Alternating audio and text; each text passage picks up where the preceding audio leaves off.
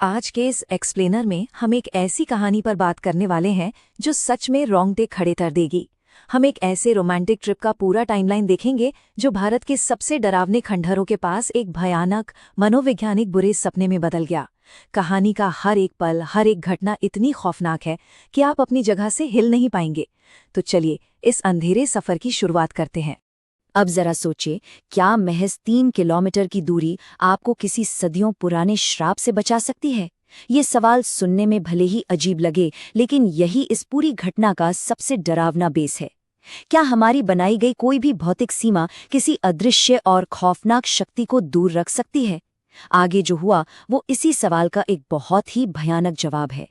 तो अर्जुन और रिया का प्लान बड़ा सिंपल और लॉजिकल लग रहा था। उन्होंने सोचा कि वे आर्कियोलॉजिकल सर्वे ऑफ इंडिया की चेतावनियों को आसानी से चकमा दे देंगे।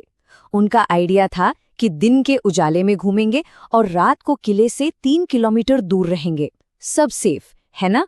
लेकिन वे इस बात से बिल्कुल अनजान थे कि जिन चीजों का वे सामना करने वाले हैं उनके लिए ये 3 किलोमीटर या कोई भी भौगोलिक सीमा कोई मायने नहीं रखती।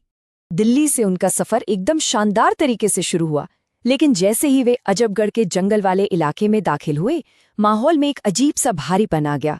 वो स्मूथ हाईवे अचानक खत्म हो गया और रास्ता संकरा और डरावना होने लगा।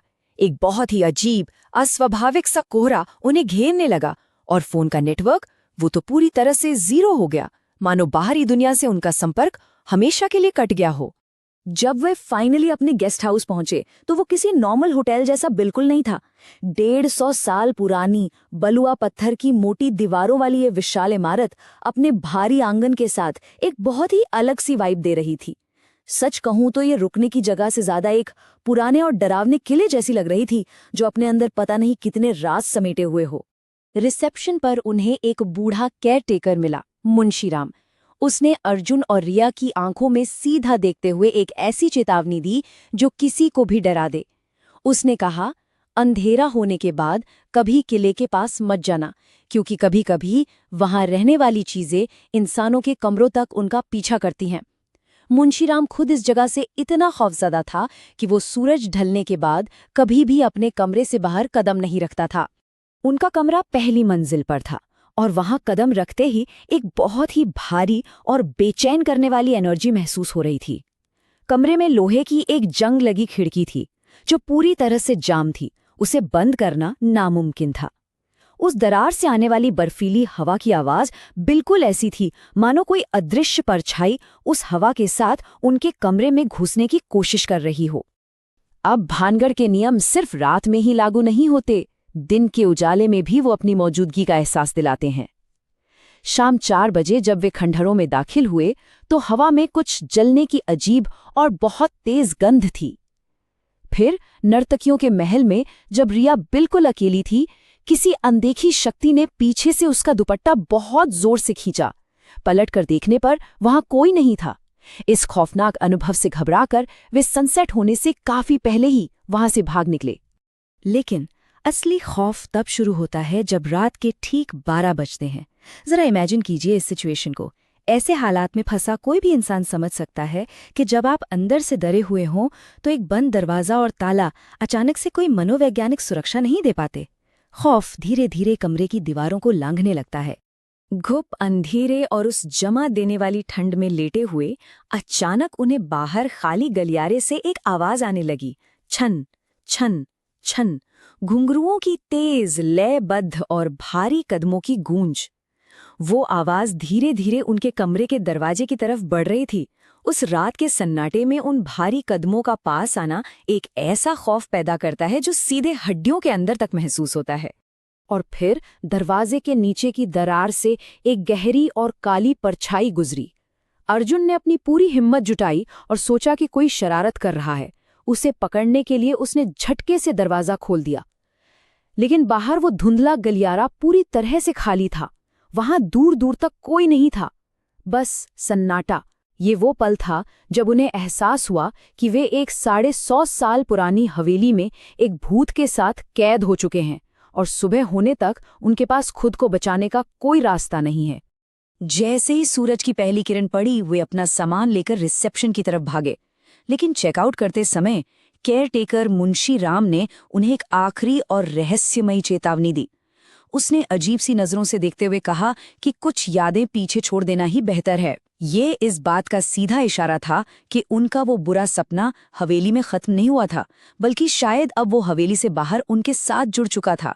वे अपनी कार में बैठे और अपनी जान बचाकर दिल्ली की तरफ भागे, लेकिन अजबगढ़ का जंगल उन्हें इतनी आसानी से जाने नहीं देने वाला था। सुबह का घना कोहरा चारों तरफ छा गया। कार का जीपीएस पूरी तरह से खराब हो गया। जंगल की वो सीमाएं अब एक जाल बन चुकी हैं, जो उन्हें बार बार भटकाकर उसी सुनसान और डरावने चौराहे पर वापस ला रही थी। वे एक नामुमकिन लूप में फंस गए थे। और यहां से चीजें एकदम आउट ऑफ कंट्रोल हो जाती हैं। एक ऐसा खौफनाक मोड़ जिसकी कल्पना भी नहीं की जा सकती। बिना किसी चेतावनी के उनकी कार के ठीक सामने ऐसी आकृतियां प्रकट होने लगती हैं जो इंसान तो बिल्कुल भी नहीं थी। ये एक के बाद एक होने वाले खौफनाक साक्षात्कारों की एक अनवरत श्रृंखला थी। सड़क के किनारे एक आदमी खड़ा था, जिसने सफेद सूट पहना हुआ था और उसके पैर पूरी तरह से उल्टे थे।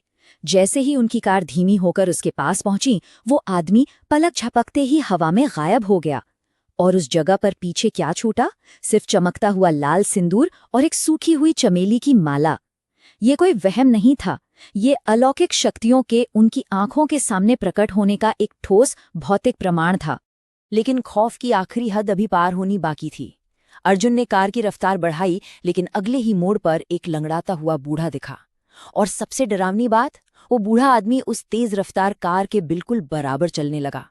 कार का कांच भी अब उन्हें नहीं बचा पा रहा था, क्योंकि वो ठीक पैसेंजर खिड़की के बाहर हवा में तैर रहा था। उसका चेहरा सफेद और बेजान था, मुंह खुला था और उसकी आंखों के गड्ढों में कोई आंखें नहीं थीं, बिल्कुल खालीपन था। दहशत के इस मुकाम पर अर्जुन का दिमाग सुन्न पड़ चुका था। उसने तुरंत कार के स्टीरियो पर फुल वॉल्यूम में हनुमान चालीसा बजा दी, रिया को आंखें बंद करने के लिए चिल्लाया और एक्सेलरेटर को पूरी तरह से दबा दिया, मानो उनकी जिंदगी बस उसी एक पल पर टिकी हो। केवल अपनी बेतहाशा रफ्तार और उन आध्यात्मिक मंत्रों के सहारे ही वे उस शापित जंगल की सीमा को तोड़ने और जिंदा दिल्ली हाईवे तक पहुंचने में कामयाब हो सके। तो इस सब के बाद ये एक्सप्लेनर हमें एक बहुत ही डरावने विचार के साथ छोड़ जाता है। हमारी सुरक्षा का ये जो भ्रम है, वो आखिर कितना कमजोर है। आप खुद सोचिए, यदि 150 साल पुराने भारी दरवाजे, तेज रफ्तार गाड़ियां और 3 किलोमीटर की सावधानी भरी दूरी भी उन अदृश्य शक्तियों को बाहर नहीं रख सकती, तो क्या हमारी बनाई गई कोई भी सीमा सच में हमें बचा सकती है? या फिर सुरक्षा सिर्फ एक छलावा है जिसे हम सच मानकर जी रहे हैं? इस बारे में जरूर सोचिएगा।